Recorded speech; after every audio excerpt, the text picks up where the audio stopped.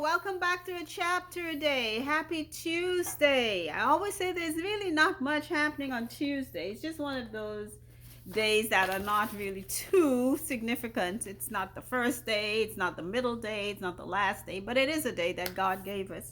Today we're going to be reviewing the book of 2kings. Yay! So, it was so much to recap. I started to get all kind of buzzy in the head because of all the changes in kings, etc. So I kind of had to cut it short by just I just tried to get some of the main points in, and it's just a review. Remember, we've read all the chapters already, so we're just going to be reviewing. So let's begin. Starting with Ahab's son, Ahaziah. He was injured, sent messengers to inquire of Baal, of all people, one of God's people, sending to ask Satan if he's going to recover. This sounds like Saul, yeah? Okay, so when Elijah the prophet was told to go to him and inform him because that he went to Baal instead of going to God first, he would surely die. And died he did.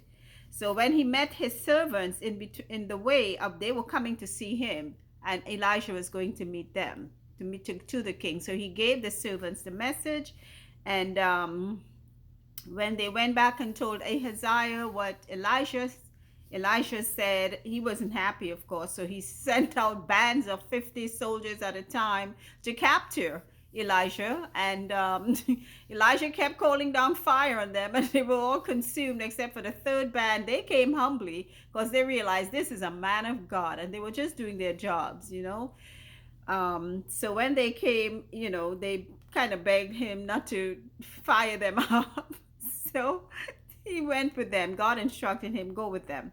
And he went with them, and he told the king exactly what was going to happen. And it happened exactly as he said. He died. So now Jehoram becomes ruler. And in that process, Elijah now, his time on earth is up because God said he would take him up. And he went up in a whirlwind, in a chariot of fire, in the presence of Elisha, who was his new assistant, who would now become the prophet in his place. And Elisha had requested a double portion of Elijah's spirit, that spirit of God within him. So then we have kings change. There were so many changes of kings. I think in this chapter we had like maybe 10 or more kings changed out. We had Jehoram, Jehoshaphat, king of Edom, and Jehoram, Jehoshaphat, and the king of Edom. Now they are kings of Israel and Judah. Remember, they are separate. I always have to remind that. And the king of Edom going to war with the king of Moab. And they sent to Elisha now to find out what's going to be the outcome. Now only Jehoshaphat is walking with God. The other two, no. So first of all, Elisha said, why didn't you go ask the prophets of your mothers, your fathers, the ones that you are conferring with? Except it were for Jehoshaphat, I wouldn't even answer you. So he told them, you know what? God is going to send a deception onto the Moabites. And what happened is that they filled up the valley with, the valley was filled up with water. And when the Moabites saw the water from the distance they saw it, it looked like blood. In their minds, they are thinking, hey, the Israelites, like they slaughtered themselves, or those people that were coming against us, the Edomites, whoever. And when they went into the Israelite camp, maybe to pilfer whatever was left by them, they were ambushed. So they were attacked and killed.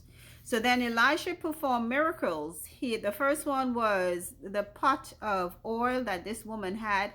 She only had oil, and her two sons were going to be taken away from her to pay a debt for her dead husband. So Elisha told her to go borrow vessels, fill it up. The oil ran out only after the last vessel was full. She was able to sell it and saved her sons from being going into bondage. Then the Shunammite woman who could not have children, she had a son, and then later on the son died, and she went to Elisha herself, and Elisha went back with her, and he had to lay himself over the child, I think maybe twice, before the child came back to life. And then we had the pot of poisoned food. I think before that there was a an axe head that was lost by one of the servants while they were trying to rebuild or build new buildings, because Elisha had some prophets living with him, I guess, and they wanted maybe more, space.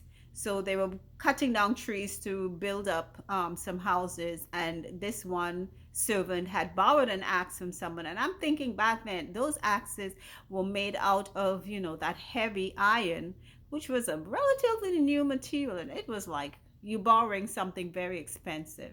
So he went crying to Elisha, and Elisha had the piece of iron float up in the water, and he was able to retrieve it. Then he was feeding the prophets, and the prophets realized there is some kind of a poisonous bush inside of this food. And Elisha did whatever he had to do, and it did not harm them. So those were some of the things to show the people that Elisha was a man of God. Then we have the story of Naaman, the Syrian captain who had leprosy. The little girl that the Syrians had captured had informed his wife, you know what? If Naaman was living in Samaria, there's a prophet there that would be able to heal him. So he went in search of Elisha, and he found that Elisha didn't greet him as a captain should be greeted, or give him instructions to do things, as a renowned, upstanding Syrian should be given. So Elisha just sent his servant and told him, go dip in the Jordan 7 times. So he was more than upset, and, how dare he? He didn't even come out to me personally, and then you're sending me this dirty river. So then his own soldiers told him, if he had asked you to do something difficult, would you have done it? So he humbled himself, dipped 7 times, and his skin was restored. Okay. But then we had Gehazi, who was Elisha's servant, going after him to retrieve money and goods, which Elisha didn't want to take in the first place. And then he lied to say that Elisha sent him. And then he lied to Elisha, saying that he didn't go. So Elisha pronounced that judgment of him becoming leprous, for his deception. Okay, so the king of Syria waged war against Israel, and each time Elisha was able to tell the king of Israel, hey, he's coming, and exactly where to avoid passing so you don't run into him.